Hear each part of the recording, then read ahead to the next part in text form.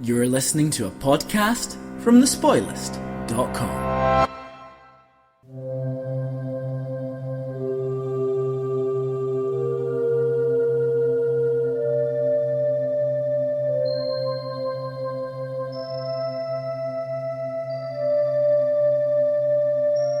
Cyberspace, the new frontier.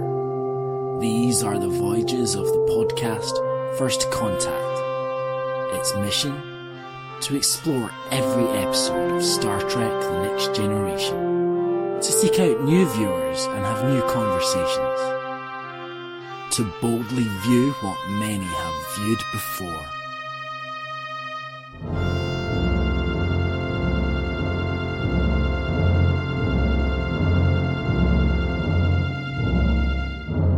Welcome to First Contact, the Star Trek The Next Generation intro cast, where we're taking you on the voyages of the Enterprise D, all in new. I'm Andrew. I'm James. And I'm Alex. This week we have been watching Skin of Evil. It first aired the week of April 25th, 1988. It was written by Joseph Stefano and Hannah Louise Shearer and directed by Joseph L. Scanlon. James, does anything significant happen in this episode? Not much. A big black blob of goo really wants some therapy, so it lures Councillor Troy's shuttle to the surface so she can empathise.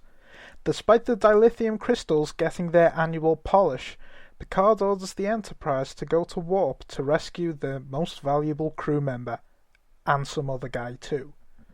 On the surface, the blob named Armus taunts the crew with nasty put-downs in a silly voice. Oh yeah, and it kills Tasha Yar. Everyone is sad, but kind of relieved too. Armus is ultimately defeated by science, and words, and the crew go to a recreation of the Teletubbies' home hill to mourn. So, Alex, it's the death of a major cast member. How do you feel the Next Generation handled this landmark event? I thought it was brilliant, actually. No, sorry, that's not the word, is it? What are the words? Ball-achingly dull. Those are the ones. Yeah. Ball-achingly dull. Would you care to elaborate on that? No, it's just, I don't know. It should have been more interesting and eventful than it was, and it just it wasn't, and I the production values in places didn't help that. Well, you know, Tasha Yar, she died how she lived on the planet Hell set, and by barely being in an episode as well. The episode does start with some meaningful dialogue between her and Worf. It starts with some meaningful looks between the two of them as well. That was just tense and unnecessary. But did you not think that was actually more character development than she's had in the entire season, and those looks just between her and Worf? Oh look, maybe there's a relationship there. Maybe we'll see how that one... Oh no. I suppose going right back to the beginning, Troy's at a conference. This is obviously where she goes. She goes to conferences a lot. She doesn't spend a lot of time on the ship. And Picard says, "It'll be nice to have Councillor Troy back, won't it, number one?" Will it? Has she been missing? I mean, I at this point, I don't even notice anymore when she's been gone for several episodes. I did find it a bit strange. I wasn't quite sure the point or the necessity of them having the warp drive under maintenance. Is it just to show life on the starship? This is what happens. It didn't add anything because, you know, they plugged it back in and then they just went. Yeah, I mean, they would have gotten there and the ship would have crashed anyway. It makes absolutely no difference to the plot. Well, we've got a new welcome addition to the cast with Lynch, who's sure to be a pivotal character as the seasons roll on. A linchpin, if you will. That's terrible. That's excellent. That's made everything worthwhile. In many ways, that's the only reason he was cast. Yeah, I think what this show's been lacking is a chief engineer, and now I think we have found our man. He's no Argyle, let's be honest, but you know there are reasons that Argyle had to go. On the subject of Yar's death, then, I thought it was a bit of a fitting death. in terms of, you always get security officers going down and they're killed and they hardly even care. So, it was a bit nice to have even a main crew member get killed in that kind of flippant way. You might say that it is fitting in some way to kill a character in that way. It sort of reflects the military nature of the show and also says, hey, maybe we shouldn't have children on this starship. But yeah, because it is very much, oh, she's dead. Worf, you're head of security. Let's just get on with things and forget about this until the end of the episode. It does seem that they accept death as part of everyday life. I think that is part of the problem, isn't it? That on one hand, having quite a quick, perfunctory death could work quite well. Showing how random death can be at times. But the problem is that they do just pretty much, aside from the odd line here and there, forget about it until the end. Just, Tasha, did you manage to help her? No. Oh well, let's move on. But I think the scenes on the ship work really well throughout the episode. The thing that kills this episode is the oil slick. Okay, yeah, so we get to the planet and there's a sort of moving cartoon kind of blob following them around. It changes into an oil slick and then changes into a man covered in oil with a very silly, evil voice. Armis, what are overall thoughts on this beast made of negative energy? I never really quite got it. Well, I don't know where he's buying his GIMP suits from, but it's far too loose-fitting. He really needs to go to a tailor. It's the problem on that planet. It's just a bit too hot. It's melted. This isn't a phrase you get to use very often, but it's much better when the character is a puddle. The minute it takes human form, it all starts to fall apart. And they didn't really need it to take human form. I was quite happy to go along with the fact that the puddle was talking. It didn't really add anything by having it stand up. Well, I mean, you could have had it turn into anything. It doesn't have to take a human form. It could just be imposing in a different shape. Anything. A sort of snake's head, anything. A triple-headed snake like Q took the form of for no reason that one time. It's a confusing mess, really. It's an attempt at an original series style bad guy, and it just seems completely out of place in Next Generation, as there have been a few occasions this season. I mean, let's really boil this down. What is the thing that this plot revolves around? Because it's really not Tasha Yar's death. Tasha Yar's death is at the start, then forgotten about until the end. The main thrust of this episode is we need to cross this puddle. That is the plot of the episode. There is nothing else there. It's we need to get past the puddle. Meters past the puddle, in fact. It's a very angry puddle. Like you say, it is an original series type villain. But they do that Next Generation thing of spending quite a while discussing, is it a life form? Do you think this could be alive? Could this be a life form? And it's talking to you. Fine, let's accept there's quite a lot of life in the universe. You had this debate in Home Soil not that long ago whether something that's not carbon-based could be a life form. Yet this is clearly exhibiting signs of being a life form, but you still feel the need to have Data theorize on what life could possibly be. Another pointless TNG discussion. Yeah, I mean, it's even talking to them, and yet they still question. It's talking to them, and it's seen The Wizard of Oz, because it calls Data Tin Man. What I like is my negative energy puddles that have good pop culture IQs. A pretty sudden death. She gets smacked by an energy bolt from the puddle, and then she goes up to sickbay. Now, something I've noted here is, what is on her face? I mean, she appears to have a sort of very precisely shaped splodge of jam. Well, she had it when she transported up to the ship, but she didn't have it down on the planet. That is how they treat people on starships. Jam is great at resuscitating you. Well, I mean, they would use it in medical practices, as a way of keeping people alive, because it is a preserve. I can appreciate wanting to have her a bit beat up. She's been zapped, she's hit the ground pretty hard, but that makeup did seem particularly weak in a show that has demonstrated it is capable of really bad makeup anyway. I guess it's one of those things that you don't tend to concentrate on too much when there is a giant tar man. I want to focus on Dr. Crusher's attempts at resuscitating Yar, which seem to involve zapping her brain with electricity.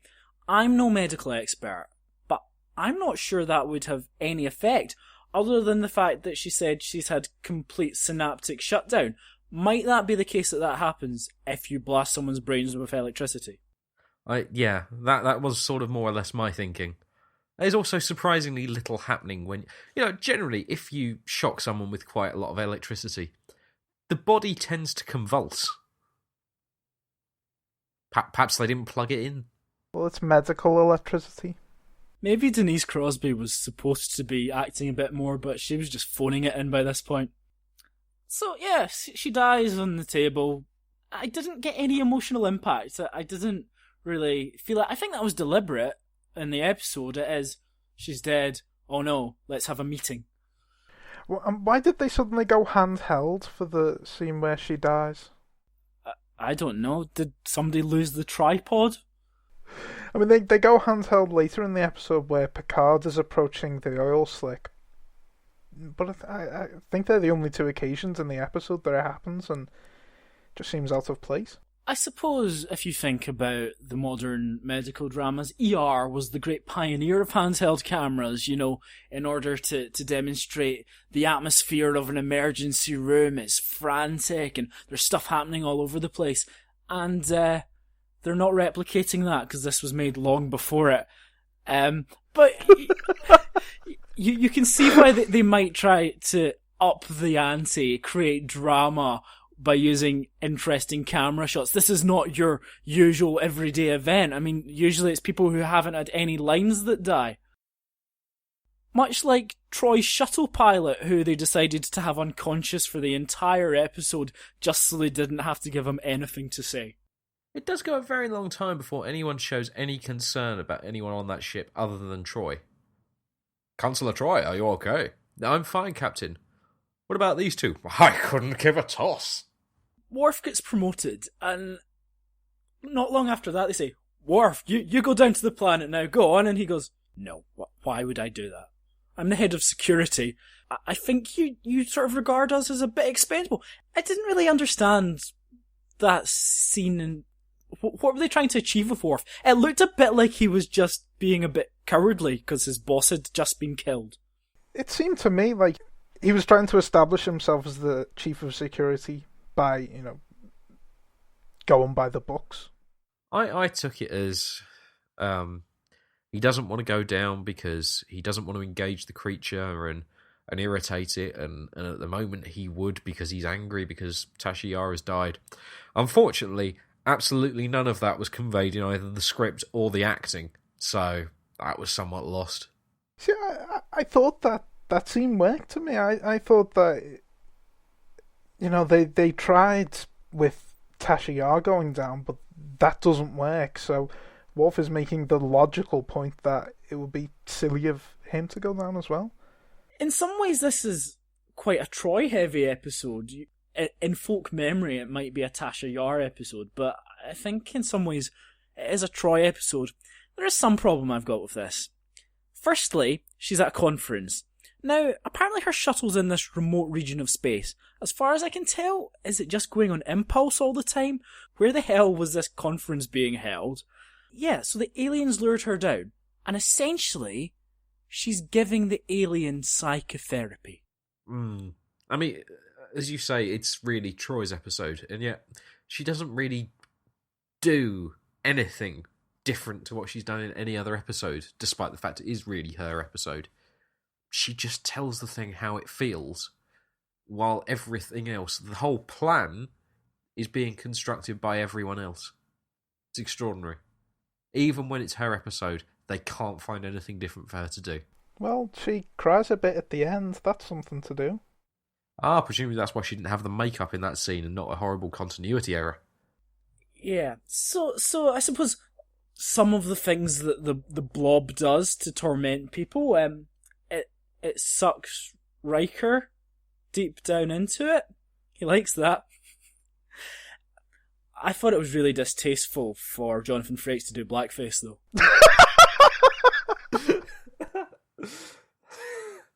Did you know that Geordi is blind, and we've not mentioned that in a while? So let's knock off his visor and having him padding around in the sand like a blind man who can't see and needs to find his stick.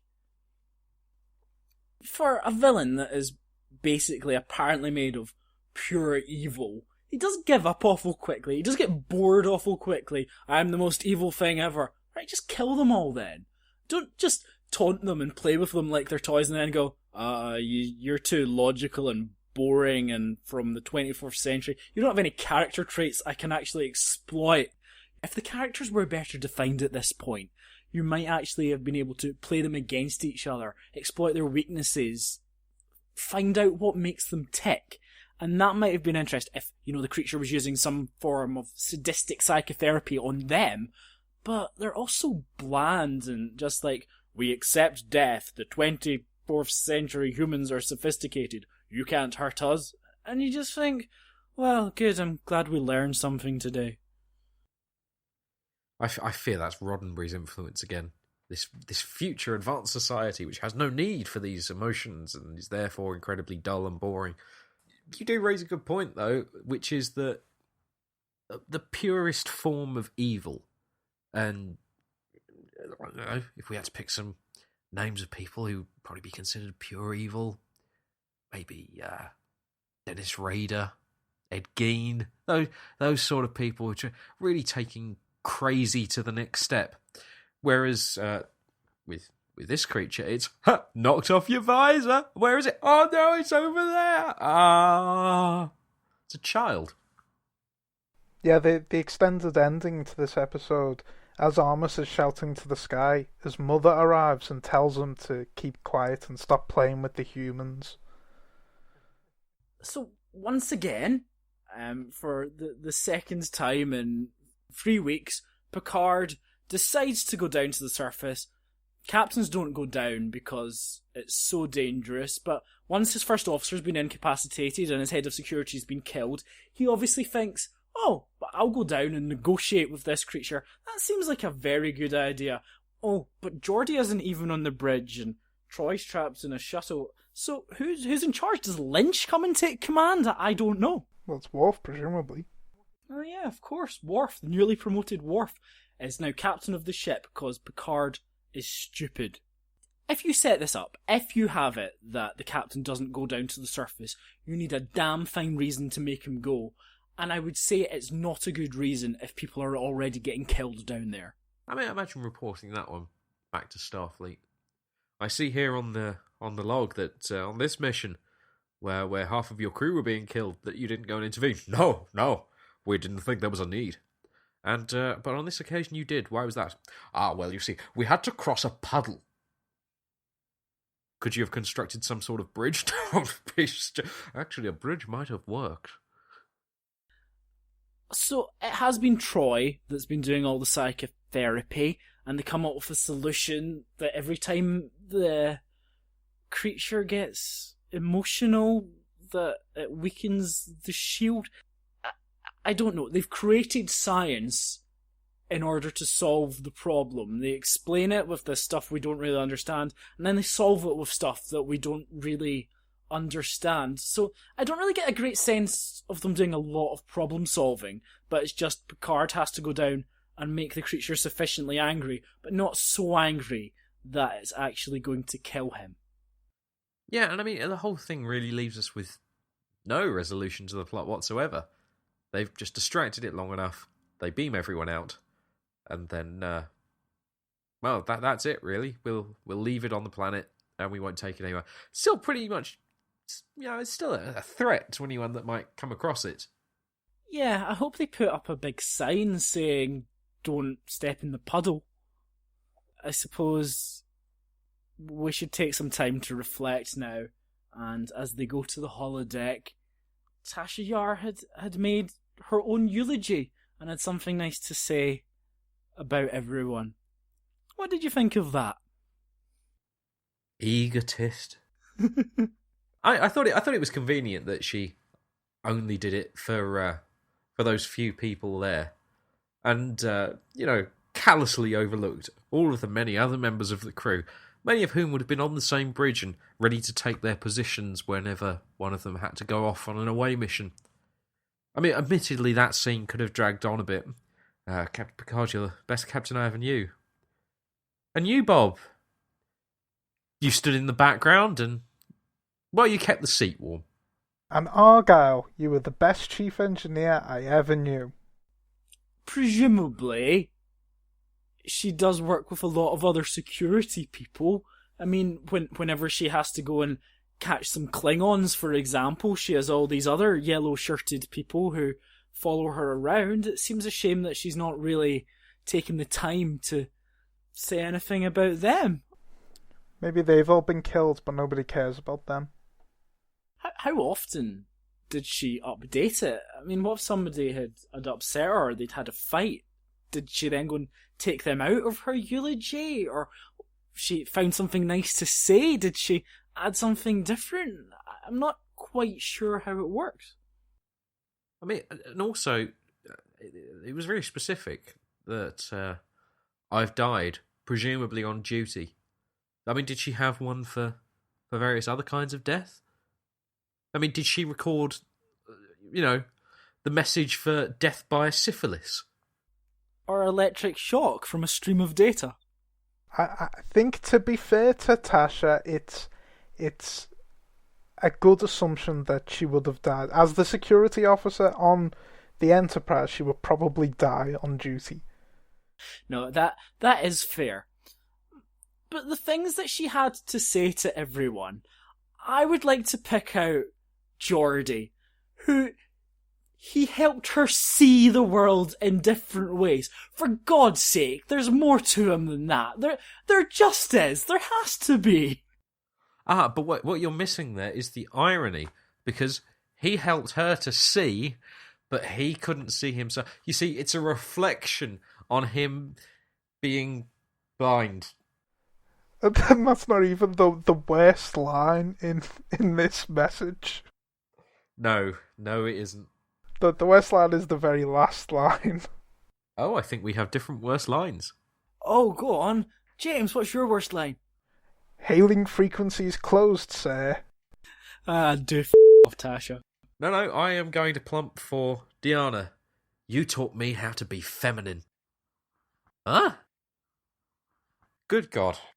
Again, though, it is just showing these characters have nothing about them, and the writers were clearly struggling to come up with anything meaningful to say about them.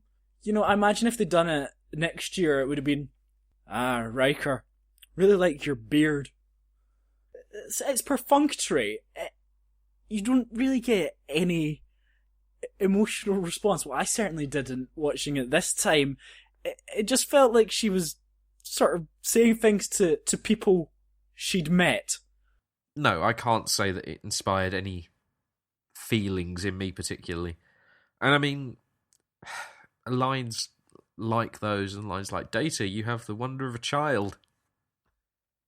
It's not really doing anything. I mean, at best you could say the bit about Picard, perhaps, with the whole thing about soul of a poet and whatnot. Yeah, that's closer. But and then that horrible line at the end, hailing frequencies close. Because, I work on a starship. Oh. It would have been really horrible if she died in some hailing frequency-related accident. Oh, that's untasteful, seeing as she died in that extreme weather with the massive hail. As if the Planet Hell set wasn't bad enough in this episode. The horrendous CSO with just that appalling sky. It doesn't help it. What were they going for there? It was very bright green, very bright blue. It just was hideous. I don't know if it was futuristic graveyard. You'd think they're capable of doing more with all the resources that Paramount has and all the resources that surely Star Trek has. But they wasted all that money on that puddle. Final thoughts on it? A little underwhelming, I would probably say. I think the stuff up on the ship, except for some of Tasha's final lines on the holodeck, a lot of that works. If the stuff on the planet was completely changed, then maybe the episode would have worked. But since it's the bulk of the episode is pretty poor. I do like some of the stuff on the ship. I do like the matter-of-fact way that life goes on. And that's nice. And actually, honestly, I am quite relieved that an actress who wasn't being used and a character who wasn't doing anything is gone. And if Worf gets a more prominent role, I think he's a more interesting character with more potential. Yeah, it's keeping the cast to a more manageable size. And it's been proven throughout the series up until now, there was dead weight. Well, I'm sure we have some more thoughts to share, and we gather them all together in the place we call Quickfire. Quickfire.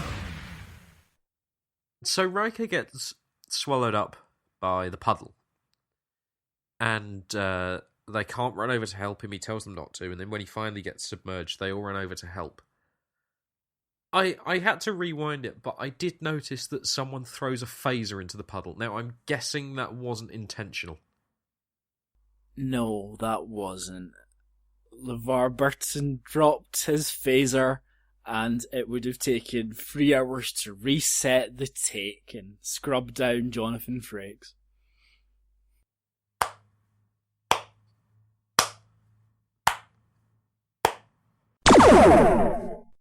Riker goes back up to the ship with oil all over him. So he goes into the transporter room. Do you think that there was a big line of black footprints going from the transporter room all the way to Riker's quarters? Director Joe Scanlon, though noting the ironic and wonderful intellectual quality of Armis, told the staff, "If we don't make this monster believable, we're in deep shit."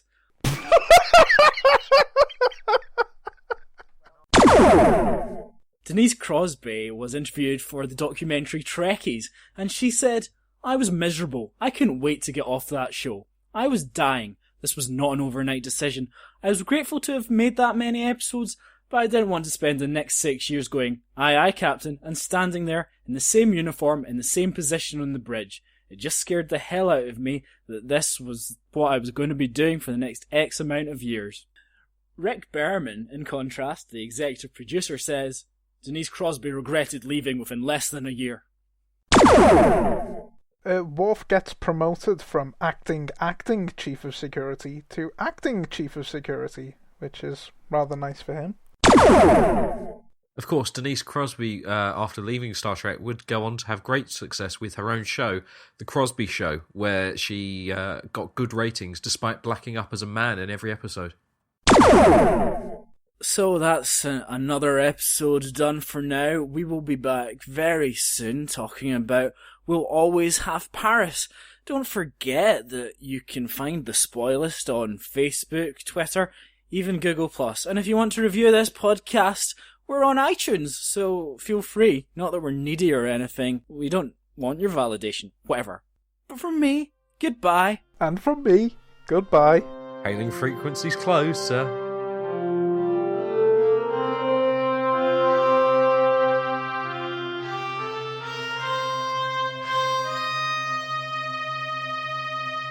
You could you could say that now she's less Tasha Yar than Tasha Tar.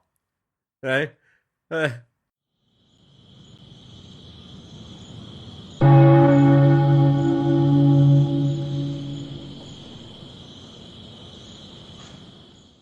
Do you get it?